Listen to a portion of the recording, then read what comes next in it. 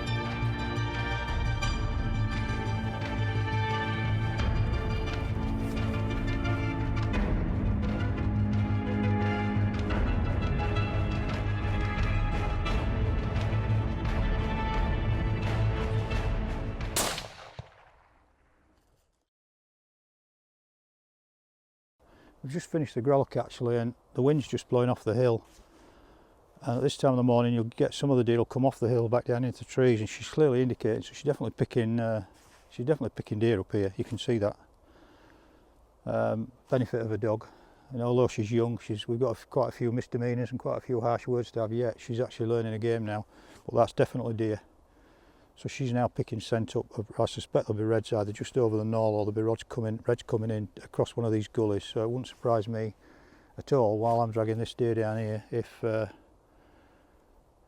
didn't have red deer walking in behind us. But she's definitely got something coming up here. I think what we may do is get the kit on, and we might just go and have a look over this, just over this ridge. That deer's, it's cool. It's about 5 degrees this morning, so there's no problem with that. We may just go and have a look over here.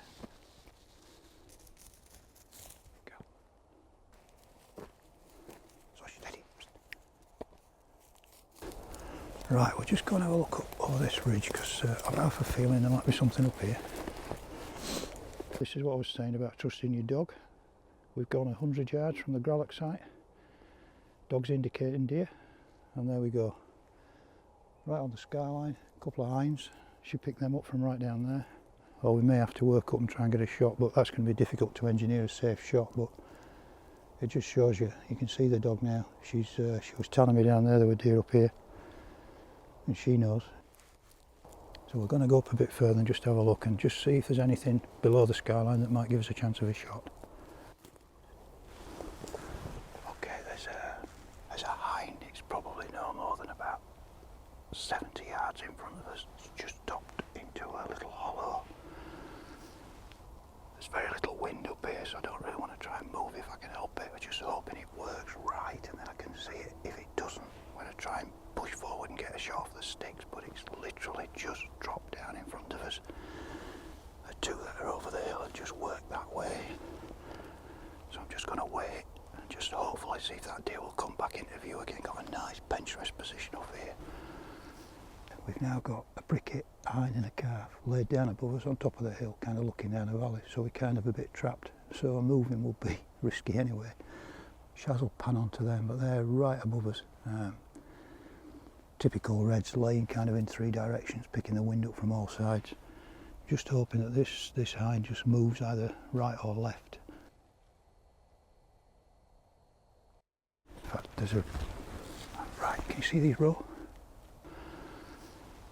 The dog has now decided to sit on top of the hill. She has to be in a position where she can see everything. I'd really rather she wouldn't set up above the rifle like that. She can now see the row as well. We need to get her down before I take the shot. Not up there. Down here, you down.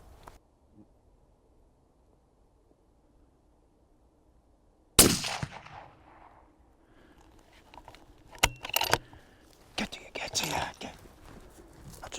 behaviour when you're on telly. Believe it or not, after the shot, the deer on top of the hill are only just standing up. Just shows the benefit of a moderator. You can also see little Zosia's still got a lot to learn about steadiness, because she's keen to go straight in, so she's actually starting to run in there. So I need to work on that, but you can understand it, she's excited. I don't really want to lose that in her, but just need to instill more steadiness. But she's getting there. Okay, I'm just instilling a bit of steadiness in the dog, working into the find the deer. I don't want her to keep getting that every time we shoot a deer she can come along, run along and find it. I just want the steadiness there. You can see from the footage there that I do need to work on that, because she's just wanting to be in a bit quick. I'm just going to go back and sit her because she's up again. No, sit. Sit. Good girl, here.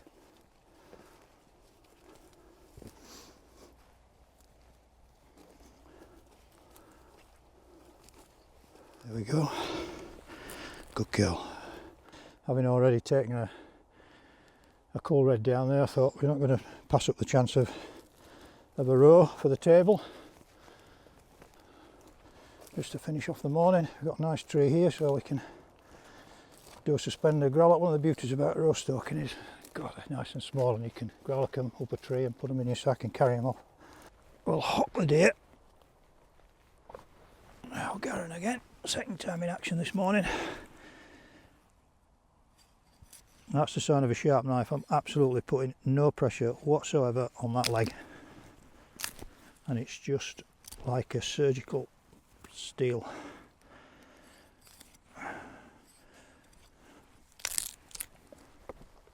Okay, let's get one up first, and then get the other one on with the leg slice and wide apart, which means it makes it easier when you're doing the opening up. That's perfect. Take the front legs off while she's bleeding out. Again, nice and easy. Bend the leg, follow the line, keep the angle on the knife right on the joint. Okay, I'm just getting the dog used to sitting while I'm growlicking. She'll get a couple of kidneys in a minute, and she's, again, you can see indicating again there's quite a big open area of hill out to our right, which we won't have disturbed at all, and the wind's just drifting off there, and she's you know, she's picking the scent up, so there'll be deer probably quite a way out on the hill now. They'll spend the day out on the hill, but she's definitely picking up over there. So if we were going to continue stalking this morning, and we've got deer to recover now, so I'm not going to continue anymore, need to get that deer back down into the larder. If we continued along there to the next ridge line, I'm sure we would find more reds that are probably spending the day out there. But she'll get a reward for this morning's efforts. Again, marred slightly by her moving after the shot, starting to want to run in a little bit, which I need to stop. Good girl.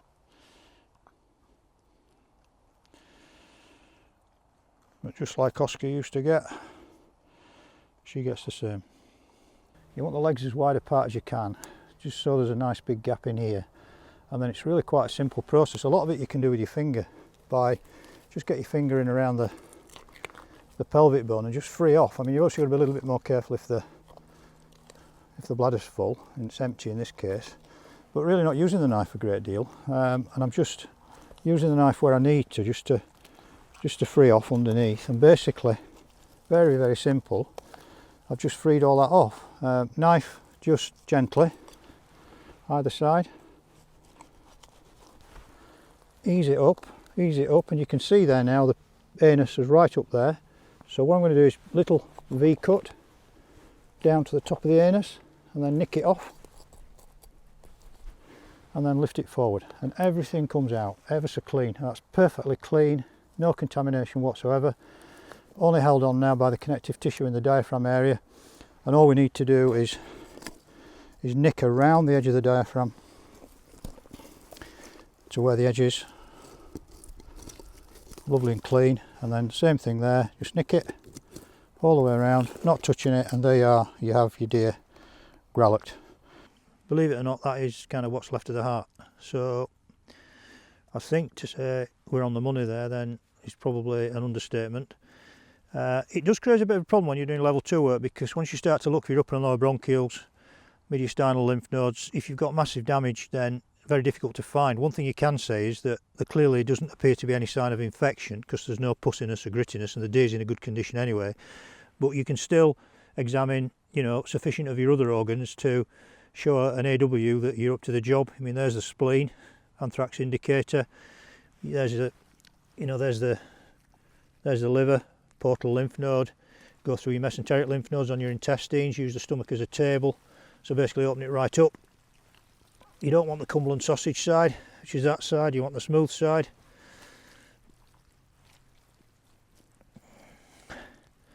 Mesenteric lymph node change. Sometimes it can be little knobbly bits, or sometimes it can be an unbroken change. So there you go. Lovely, healthy deer. Steady, Josh. Steady. Come on, steady. Okay, we're heading back down south. Good morning out this morning. Shot a red and a roe up in Perthshire, up on Kinnaird Estate. Trying to do 2 or 3 jobs at once really. It was just a flying visit.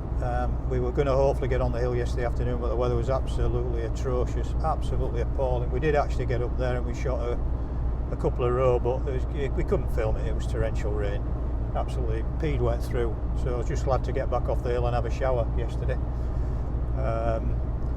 This morning, much better morning. So we're heading back now, probably midday. We've been on the hill most of the morning and shot a red in a row, which we've managed to get on film. So hopefully we'll be able to see all of that footage.